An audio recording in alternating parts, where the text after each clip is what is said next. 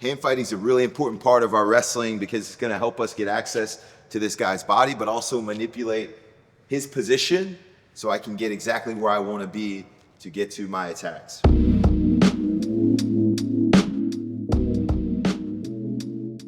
I break his body down into basically quadrants. So it's collar, both sides, it's wrist control, both sides, it's knee, and then it's toe. Access, entry are all determined by me manipulating one of these points, dissecting him right down the middle, and then choosing one of these areas to manipulate. So if we're in our stance, I'm here.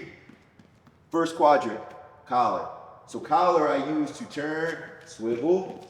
Same thing, opposite side. Collar, turn, swivel. Second, wrist. Wrist for me, drag, pull, step, sweep, far side, and we do the same thing both sides.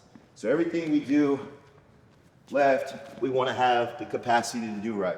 Now next, knees, simple fakes, hamstring grabs, outside, inside, inside. And then lastly are my low-level fakes, where it's knee drop, toe touch, knee drop, toe touch.